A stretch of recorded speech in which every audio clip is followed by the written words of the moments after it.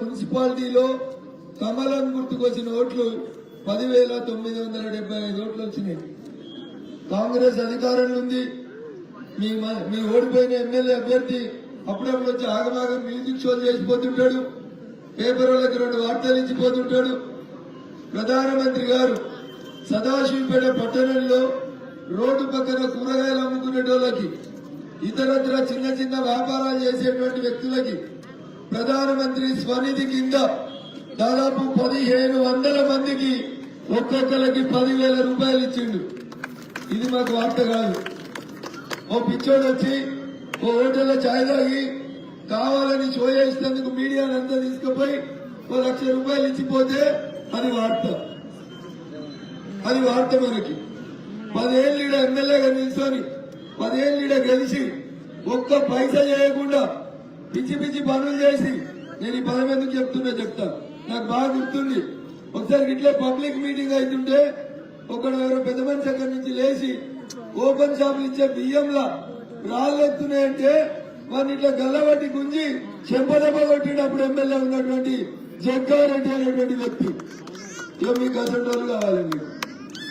ఒక్క ఛాయ్ దుకాణంలో ఛాయ్ తాగి ఆయన కూడా కాదు పైసలు పక్కనున్న జేబులో ఎవరిలో కొట్టేసి అందరు చూసినప్పుడు పేపర్ వాళ్ళకు లక్షిస్తే అదో పెద్ద వార్త. సదాశివపేట ఏం వార్త అన్నా? ఏం వార్త? 1,00,000 రూపాయలు.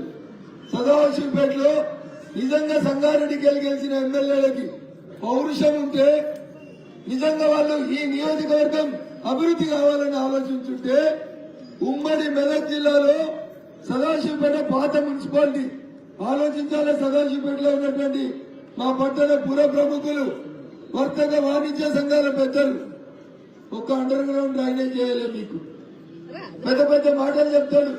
రోషయ్య నా జేబుల్లో ఉన్నాడు, కిరణ్ కుమార్ రెడ్డి నా జేబుల్లో ఉన్నాడు, రాజశేఖర్ రెడ్డి జేబులకు నేను పోదామనుకున్నా కానీ పోలే. ఇవే పిచ్చి మాటలు తప్ప ఒక్క పని సంగారెడ్డికి సదాశివపేటకి వేసింది ఉందంటే ఏ చౌరస్తాలో నేను చర్చకు సిద్ధంగా ఉన్నా. టీఆర్ఎస్ అధికారంలోకి వచ్చింది.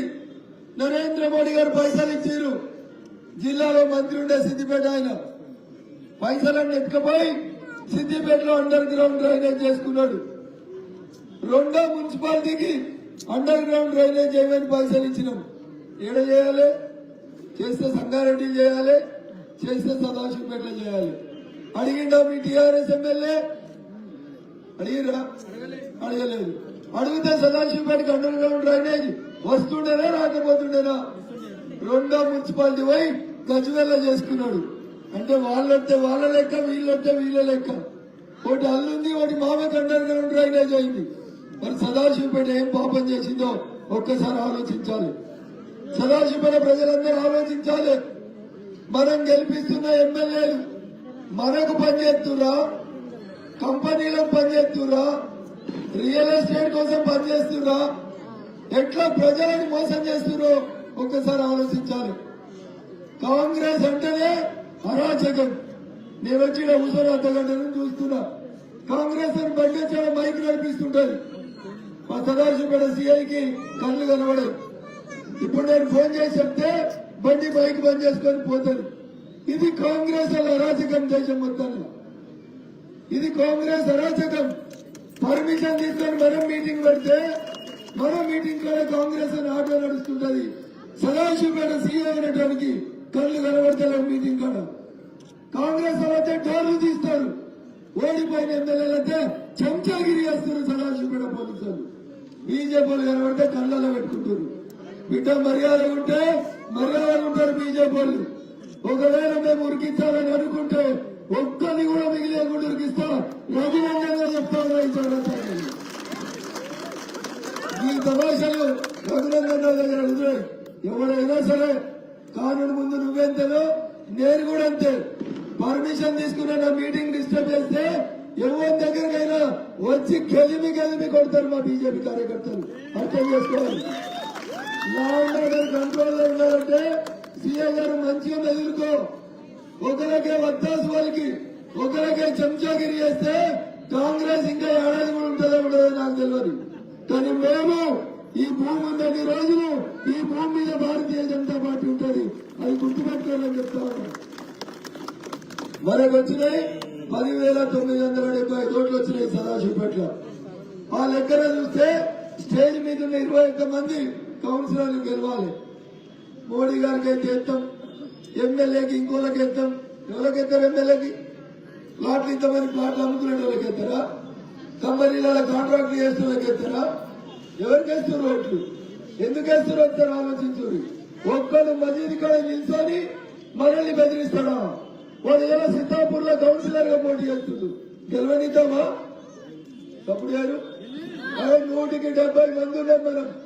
ఒక్కడు బీజేపీ ఉంటే 2 ఎంఐఎం కౌన్సిలర్లు ఉంటారు ఆ సదాశివపేట. ఆలోచించుకోవాలి ఒకసారి హిందూ బంధువులు.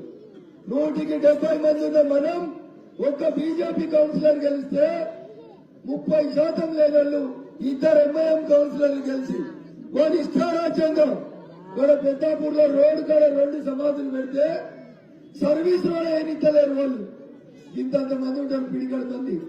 మీరు 170 మంది ఉండి ఏం ఆలోచిస్తారో ఒకసారి ఆలోచించాలి. 1000 రూపాయలు లేకపోతే బతకరా? 1000 రూపాయలకి 2000కి మనం ఓట్లు అమ్ముకునే పరిస్థితులు ఉన్నామా? ఒక్కసారి ఆలోచించుంది. ఏం చెప్పిండు కాంగ్రెస్ వాడు? ఏం చెప్పిండు రేవంత్ రెడ్డి? కాంగ్రెస్ అధికారంలోకి వస్తే 2000 పింఛన్ 4000 అవుతుంది అన్నాడు. అక్క అయిందా? అయిందా? మాట్లాడలేదు సదాశివపేట. 2000 4000 అయితే అయినాడు.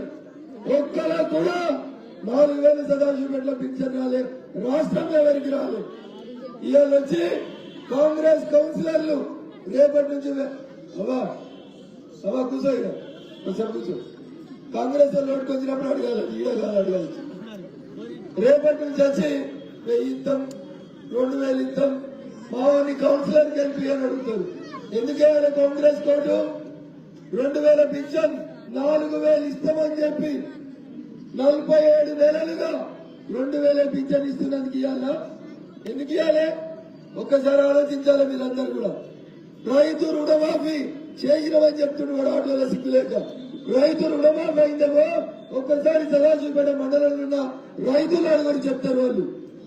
రైతు రుణమాఫీ చేయలే, 4000 పింఛన్ ఇయ్యలే, చదువుకుంటున్నటువంటి పిల్లలకి స్కూటీలు ఇస్తామని చెప్పారు.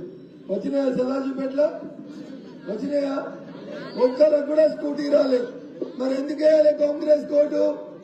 ఇందాక దేశపాండే గారు చెప్పారు 2006లో పట్టాలు ఇచ్చారు. 2026లో వచ్చి మీ పట్టాలు మళ్ళీ అంటే మళ్ళా గొర్రె కషాయాన్ని నమ్మినట్టు మీరు అసలు దుర్మార్గులే నమ్మి కాంగ్రెస్ కోటేస్తే కాంగ్రెస్ సదాశివపేట ఏం లేదు. నాకు తెలిసి మారలేదు సదాశివపేట. 2006లో ఎట్లుందో 2026లో కూడా అట్లే ఉంది. మీ ఊరికెళ్ళే ఒక ఆయన ఎమ్మెల్యే గెలిచిండు. ఒక్కసారి కాదు 2 సార్లు గెలిచిండు. పోయినసారి గెలిచినప్పుడు రాష్ట్రంలో వాళ్ళ పార్టీ అధికారంలో ఉంది, వాళ్ళ మంత్రే ఉన్నాడు, వాళ్ళ ముఖ్యమంత్రే ఉన్నాడు. ఏమొచ్చింది సదాశివపేట మున్సిపాలిటీకి? ఒక్కసారి ఆలోచించండి. ఏమైనా వచ్చిందా? ఒక డివైడర్ వచ్చిందా? ఒక సెంట్రల్ లైటింగ్ వచ్చిందా? ఓ అండర్ గ్రౌండ్ డ్రైనేజ్ వచ్చిందా? ఏమొచ్చిందో ఒకసారి ఆలోచించారు మీరు.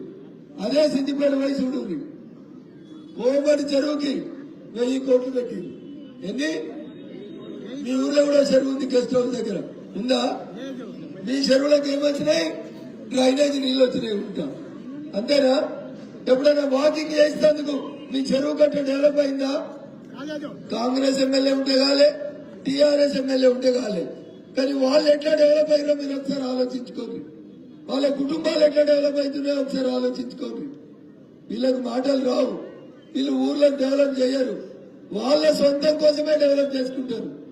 సదాశివపేట ఈ జిల్లాలోనే వ్యాపారంలో నెంబర్ 1 స్థానంలో వ్యాపారం చేసేటువంటి పట్టణం సదాశివపేట పట్టణం. అంత మంచి వ్యాపారస్తులు, అన్ని రకాలైనటువంటి వ్యాపారాలు నడిచేటువంటి సదాశివపేట మున్సిపాలిటీ జిల్లాలో పాత మున్సిపాలిటీ. ఇంకా నల్లాలు పట్టుకోవాలంటే ఇంటి ముంగడ గుంతలు తీసుకొని తవ్వుకోవాల్సినటువంటి దుస్థితి ఉంది. ఎందుకు వచ్చింది? జగ్గారెడ్డి 4 సార్లు గెలుతాడు, చింతా ప్రభాకర్ గారు 2 సార్లు గెలుతారు. కనీసం ఇంట్లోకి నల్లా నీళ్ళు ఇవ్వడం చేతగాని వాళ్ళు వీళ్ళు ఎమ్మెల్యేలు. పొంగనాలు కొట్టురంటే ఇక మాట్లాడురంటే మాత్రం మస్తు ఉపన్యాసాలు ఇస్తారు. వాళ్ళు చెప్తారు మొత్తం బంగారు తెలంగాణ అయింది. అయినా ఈ రోడ్లు చూస్తే మొత్తం బంగారు తెలంగాణ. సదాశివపేటలో ఏ రోడ్డు చూసినా గుంతలు తప్ప మామూలుగా రోడ్లు కనబడినటువంటి పరిస్థితి. నా విజ్ఞప్తి మీ అందరితోటి, మోడీ గారు వచ్చినప్పుడు వేస్తాం, ఇప్పుడు వేరే వాళ్ళకి వేస్తాం. ఆ వేరే వాళ్ళు మిమ్మల్ని అమ్ముకుంటున్నారు, మీ పేరు మీద మీ మున్సిపాలిటీని ముంచుతున్నారు, సదాశివపేటను ఆగం చేస్తున్నారు. కాబట్టి ఒక్కసారి ఆలోచించండి. ఎలక్షన్ ఏదైనా అవినీతికి ఆస్కారం లేకుండా ఓటేయండి, పనిచేసిన వాళ్ళకి ఓటేయండి. మా వాళ్ళు పైసలు ఇవ్వకపోవచ్చు, కానీ నిజాయితీగా సదాశివపేట మున్సిపాలిటీ కోసం పనిచేసిన వాళ్ళు మాత్రమే ఇక్కడ ఎన్నికలలో పోటీ చేస్తారు.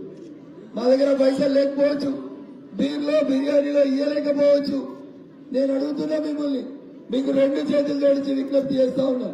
నా ఎన్నికలప్పుడు ₹1 ఇవ్వకుండా మీరే ఉంటా పైసలు ఖర్చు పెట్టుకుని భారతీయ జనతా పార్టీని గెలిపించారు. ఇలా మీ ఇంటి ముంగట రోడ్డు, మీ ఇంటి ముంగట మోరీ, మీ ఇంటి ముంగట ఉన్నటువంటి నల్లా కనెక్షన్ బాగుండాలంటే మీరు 1000-2000 తీసుకొని ఓటేస్తారా? పని చేసిన వాళ్ళకి ఓటేస్తారా? దయచేసి ఆలోచించండి. ఇచ్చేటోడు ఎందుకు ఇస్తున్నాడు, ఇచ్చేటోడు ఎందుకు ఇస్తున్నాడో ఒకసారి ఆలోచించండి. ఇవాళ 10 లక్షలు పెట్టుబడి పెట్టి గెలిచిన కౌన్సిలర్ రేపు ఏం చేస్తాడు మన బస్తీకి ఒకసారి ఆలోచించాలి. ఏం చేస్తాడు? రియల్ ఎస్టేట్ చేస్తాడు, రియల్ ఎస్టేట్ చేస్తాడు. రోడ్డు వేస్తానికి ఎవరైనా కాంట్రాక్టర్ వస్తే ఈ ఇల్లు స్లాబ్ వేసిరు, మీ ఇల్లు కూడా స్లాబ్ వేసుకుని ఉంటారు. 100 ఏళ్ళు ఉంటాయి ఒకసారి స్లాబ్ వేస్తే. కానీ మీ ఇంటి ముందు సీసీ రోడ్ చూడరు. ఇంటికి పోయినాక ఏడాది కాకనే ఏం చేస్తుంది? కంకర తేలుతుంది, సిమెంట్ కనబడదు. ఆల్రెడీ కంకర తేలుతుంది. ఎందుకంటే సిమెంట్ ఏడిపోతుంది అంటే ఏడిపోతుంది, కాంట్రాక్టర్ ఇంటికి పోతుంది, కమిషన్ ఏడిపోతుంది, కౌన్సిలర్ ఇంటికి పోతుంది. అందుకని రోడ్ ఏమైతుంది? కంకర తేలుతుంది. ఈ ఇల్లు కట్టిన 50 ఏళ్ళు అయి ఉంటుంది, కనీసం దాని స్లాబ్ కింద చెక్కు చదవలేదు.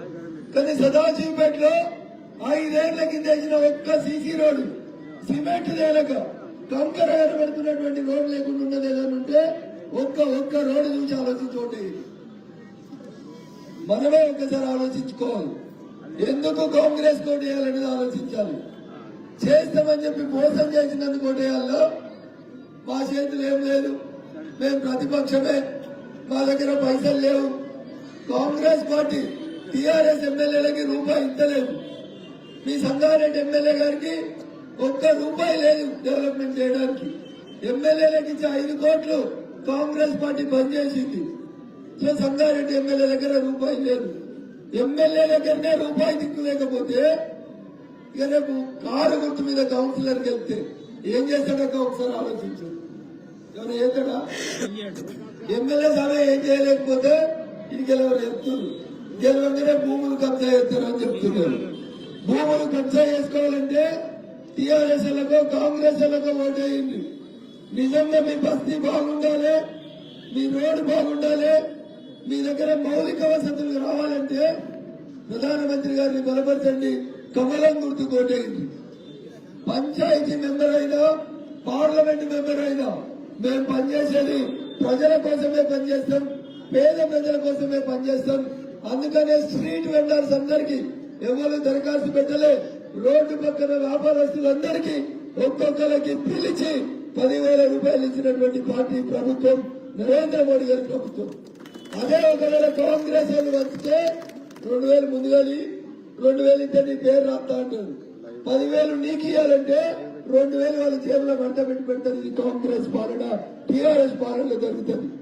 మీరు అడుగుని రోడ్డు పక్కన వ్యాపారం చేసే వ్యాపారస్తులు ఎవరి దగ్గర కనీసం ₹1 తీసుకోకుండా ప్రతి స్ట్రీట్ వెండర్ కి న్యాయం చేసినటువంటి